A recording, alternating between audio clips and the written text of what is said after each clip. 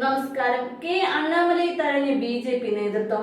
BJP കേന്ദ്ര നേതൃത്വത്തിന്റെ തീരുമാനപ്രകാരം തമിഴ്നാട് അധ്യക്ഷ സ്ഥാനമൊഴിഞ്ഞ അണ്ണാമലയെ രാജ്യസഭയിലേക്ക് നിർദ്ദേശിക്കാതെ കേന്ദ്ര നേതൃത്വം. ആന്ധ്രയിൽ നിന്ന് ഒഴിവ് വന്ന സീറ്റിലേക്ക് വെങ്കട സത്യനാരായണനെയാണ് ബി.ജെ.പി നിർദ്ദേശിച്ചത്. ആന്ധ്രയിൽ നിന്നുള്ള നേതാവാണ് വെങ്കട സത്യനാരായണൻ. സംസ്ഥാന അധ്യക്ഷ സ്ഥാനം ഒഴിഞ്ഞതിന് പിന്നാലെ അണ്ണാമലയെ രാജ്യസഭയിലേക്ക് നിർദ്ദേശിക്കും എന്നായിരുന്നു വിവരം. അണ്ണാ DMKയുമായി ബി.ജെ.പി വീണ്ടും സഖ്യത്തിൽ ഏർപ്പെടുന്നതോടെയാണ് അണ്ണാമലയ്ക്ക് ബി.ജെ.പി അധ്യക്ഷ സ്ഥാനം ഒഴിയേണ്ടി വന്നത്. അണ്ണാ DMKയുടെ ആവശ്യപ്രകാരം ബി.ജെ.പി കേന്ദ്ര നേതൃത്വമാണ് അണ്ണാമലയോട് രാജിവെക്കാൻ നിർദ്ദേശിച്ചത്. 2023 അണ്ണാമലയുമായുള്ള അഭിപ്രായ വ്യത്യാസങ്ങളെ തുടർന്നാണ് AIADMK സഖ്യം വിട്ടത്. വീണ്ടും ഒന്നിക്കാൻ തീരുമാനിച്ചതോടെയായിരുന്നു അണ്ണാമലയ്ക്ക് മാറേണ്ടി വന്നത്. പകരം നയനാർ രാജേന്ദ്രനെയാണ് അധ്യക്ഷനായി ബി.ജെ.പി തിരഞ്ഞെടുത്തത്. സ്ഥാനമൊഴിഞ്ഞ അണ്ണാമലയ്ക്ക് ഡൽഹിയിൽ എന്തെങ്കിലും ഒരു പദവി നൽകാനായിരുന്നു ബി.ജെ.പിയുടെ തീരുമാനം.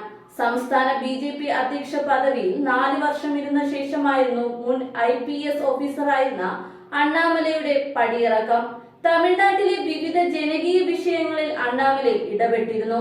തമിഴ്നാട് ബി.ജെ.പി അധ്യക്ഷ സ്ഥാനത്ത് നിന്ന് പടിയിറങ്ങിയ കെ അണ്ണാമലയെ യുവമോർച്ച ദേശീയ അധ്യക്ഷ പദവിയിലേക്ക് പരിഗണിക്കുന്നതായി സൂചനകൾ ഉണ്ടായിരുന്നു. യുവജനങ്ങൾക്കിടയിലെ അണ്ണാമലയുടെ സ്വാധീനം കണക്കിലെടുത്താണ് ഈ സാധ്യതയെക്കുറിച്ച് കേന്ദ്ര നേതൃത്വം ആലോചിക്കുന്നതെന്നും വാർത്തകൾ പരന്നിരുന്നു.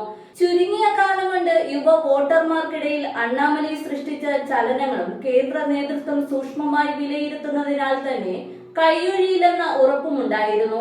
മാത്രമല്ല, ദേശീയ തലത്തിൽ വൈസ് പ്രസിഡന്റ്, ജനറൽ സെക്രട്ടറി പദവികളോ ദക്ഷിണേന്ത്യയിൽ നിർണായക ചുമതലയോ അണ്ണാമലയ്ക്ക് നൽകുമെന്നും അഭ്യൂഹങ്ങളുണ്ടായിരുന്നു. എന്നാൽ പുറത്താക്കപ്പെട്ട ശേഷം പുതിയ സംസ്ഥാന അധ്യക്ഷൻ നയനാർ നാഗേന്ദ്രനൊപ്പം പാർട്ടിയെ ശക്തിപ്പെടുത്തുന്നതിനുള്ള പ്രവർത്തനങ്ങൾ തുടരുമെന്നും 2026 DMK അധികാരത്തിൽ നിന്ന് പുറത്താക്കുകയാണ് ലക്ഷ്യമെന്നുമാണ് നയനാർ ചുമതലയേറ്റതിനു പിന്നാലെ അണ്ണാമലൈ പ്രതികരിച്ചത്.